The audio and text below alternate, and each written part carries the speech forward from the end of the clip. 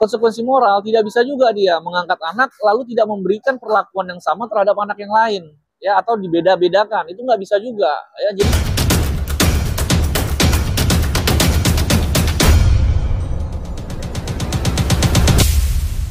Kuasa hukum Sarwenda, Chris MCU, angkat bicara terkait gosip miring tentang kliennya yang dituduh berselingkuh dengan salah satu karyawan. Di tengah perceraiannya dengan Ruben Onsu, sejumlah opini negatif bermunculan mulai dari dugaan masalah ekonomi hingga adanya orang ketiga di rumah tangga Sarwenda yang menyebabkan perceraian. Salah satunya yang paling parah adalah gosip bahwa Sarwenda telah berselingkuh dengan salah satu karyawannya hingga punya anak Tania Putri Onsu. Menyikapi hal tersebut, kuasa hukum Sarwenda, Chris MCU, angkat bicara. Penggugat ya, atau Bang Minola adalah saksi yang sudah terkonfirmasi oleh klien kami. Jadi saksi itu memang sudah terkonfirmasi, artinya sudah sepengetahuan klien kami. Ya, jadi memang yang satu dari pihak security, yang satu kalau nggak salah host live-nya klien kami atau karyawan klien kami.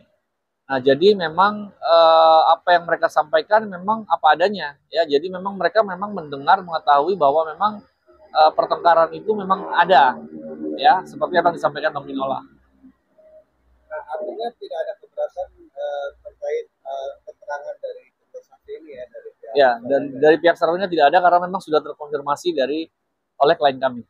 Ya, artinya keterangan para saksi kemarin, artinya istilahnya tidak ada semacam pembogotan atau enggak gitu.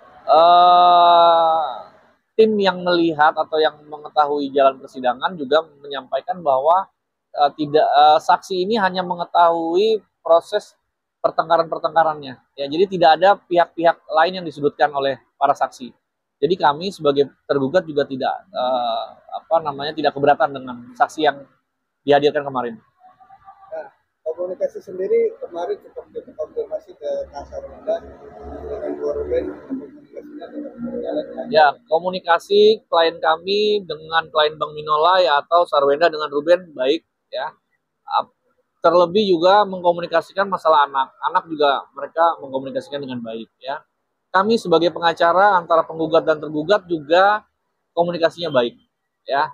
Hanya nanti pertanyaan dari teman-teman wartawan yang belum terjawab saat ini, nanti setelah putusan klien kami akan preskon, ya, akan menyampaikan apa hal-hal atau undang-undang apa yang ada di klien kami akan disampaikan langsung, ya. Tapi sekarang ini klien kami hanya fokus untuk masalah persidangan. Artinya dibenarkan nggak sih Ruben sendiri mengantar anak setiap harinya, karena kan anak sudah berada di Sarwenda ya ketika. Ya, jadi komitmen yang ada, ya, komitmen saya sangat yakin komitmen yang ada antara klien kami dan klien Bang Minola adalah tidak sedikit pun mengurangi porsi kasih sayang kepada anak, ya. Jadi bagaimana pihak Ruben tetap bertemu anak, tetap mengantar anak, dan itu tetap dilakukan tanpa dihalangi siapapun. Bang, yang menarik ini terkait netizen, Bang, yang masih saja memviralkan tentang dengan Polo itu gimana sih, Bang? Harusnya, Bang? Ya, jadi gini, klien kami sudah berkomunikasi dengan kami terkait dengan somasi terbuka yang sudah kami sampaikan waktu itu, ya, bahwa ada pihak-pihak yang memframing klien kami dengan anaknya, ya, memframing hal-hal yang tidak benar. Nah, sekarang ini memang yang kami lakukan adalah mengumpulkan semua akun-akun itu, ya, yang mana akun-akun ini yang kami pelajari apabila sudah masuk ke fitnah, ya, artinya sudah melakukan posting-postingan yang sudah di luar dari batas, ya. Jadi dengan sudah di luar dari batas, baru kami akan menindak setelah putusan perceraian. Jadi sekarang ini klien kami meminta kami fokus terhadap perceraian. Setelah putusan perceraian diputus, kami akan melaporkan akun-akun yang terus-menerus melakukan hoax, ya, melakukan framing dengan cara yang tidak benar lah, ya, yang memojokkan klien kami dan merupakan fitnah. Jadi kami sudah mendata kurang lebih ada 5 akun kurang lebih ya, yang memang secara aktif saya lihat, kita pelajari, terus mengulang-mengulang hal-hal yang mereka sampaikan tanpa bukti, ya. Jadi tanpa bukti, mereka hanya share foto-foto atau video yang sepotong-sepotong, ya, dengan ditambahkan narasi yang tidak baik. Nah, itu sudah kami pelajari dan setelah putusan kemungkinan besar kami akan melaporkan. Menegaskan bang, berarti emang tidak ada, itu hanya fitnah ya bang? Fitnah. Kami tim kuasa hukum bicara dengan klien kami, dasarnya adalah semua dokumen dan semua cerita yang valid.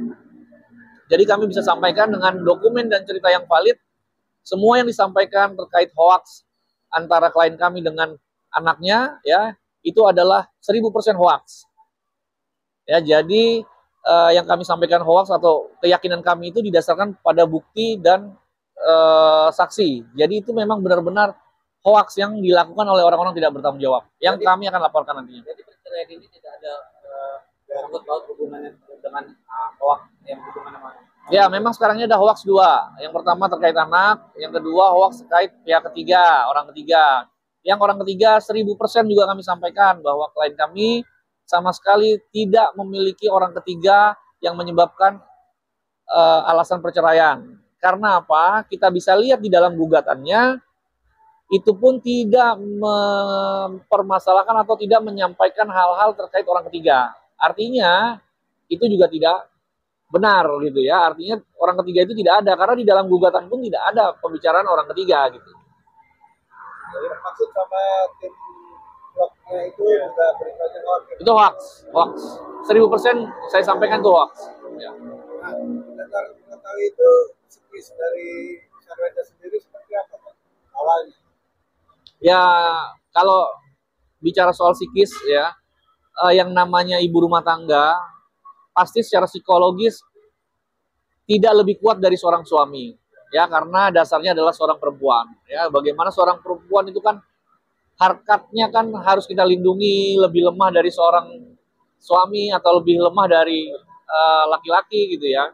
Jadi kalau dibilang masalah ini semuanya benar-benar pukulan berat buat klien kami.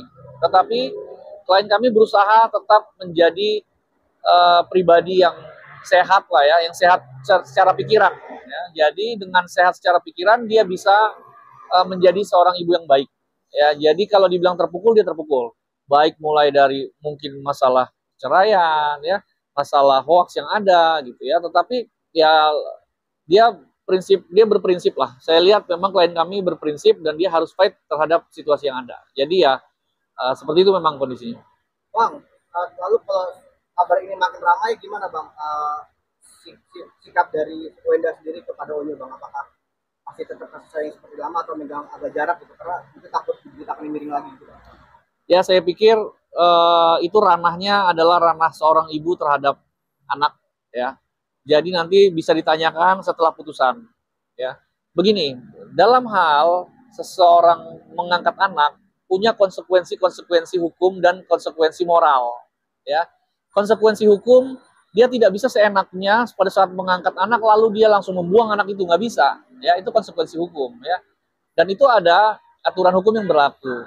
Konsekuensi moral, tidak bisa juga dia mengangkat anak lalu tidak memberikan perlakuan yang sama terhadap anak yang lain, ya, atau dibeda-bedakan. Itu nggak bisa juga, ya. Jadi dia juga tetap punya konsekuensi itu dan dijalani. Dan saya pikir baik klien kami Sarwenda maupun klien Bang Minola adalah orang-orang yang sangat bertanggung jawab terhadap anak-anaknya.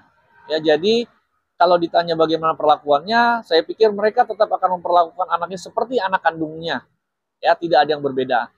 Hanya bagaimana orang-orang yang selalu memframing ini yang harus kami kasih pelajaran. Ya, itu aja. Bang, sedikit bang, ya, masalah untuk masalah gunung ini gimana bang? Kan yang kita tahu kan banyak usaha atau ya, jadi gini, gugatan yang didaftarkan di Pengadilan Negeri Jakarta Selatan adalah hanya satu gugatan, ya, hanya terkait masalah perceraian, ya. Masalah harta gonogini, masalah anak itu tidak masuk di dalam gugatan itu. Lalu pertanyaannya, terus bagaimana bang masalah itu, ya? Kalau masalah anak, kita bisa lihat mereka berdua tetap komitmen, tetap kompak mengurus anak. Artinya masalah anak tidak ada yang dipermasalahkan. Ya, jadi mereka tetap, karena anak masih di bawah umur, ya anak posisinya ada pada ibu. Tetapi kapan saja orang bapaknya mau bertemu, dipersilahkan, tidak ada halangan. Jadi tetap seperti itu, ya. Nah, terkait gonogini ini tidak bisa kami sampaikan karena memang nanti ranahnya biar klien yang menyampaikan. Tetapi saya yakin antara klien kami dengan klien Bank Minola itu satu visi, bahwa yang namanya harta itu yang mereka dapatkan itu sepenuhnya pun akan diterima menurut kami adalah untuk kepentingan anak. Ya, jadi saya pikir juga kemungkinan tidak akan dipermasalahkan karena itu memang untuk semuanya mereka lakukan untuk kepentingan anak. Gitu. Ya, jadi nanti mungkin dikonfirmasi oleh klien kami pada saatnya, yaitu pada setelah putusan. Berarti di sini ada juga terkait soal apa namanya pranikah ya? Ya, terkait pranikah tidak pernah ada perjanjian pranikah ya antara klien kami dan klien Bank Minola. Ya. Oke, terima kasih ya. Ya.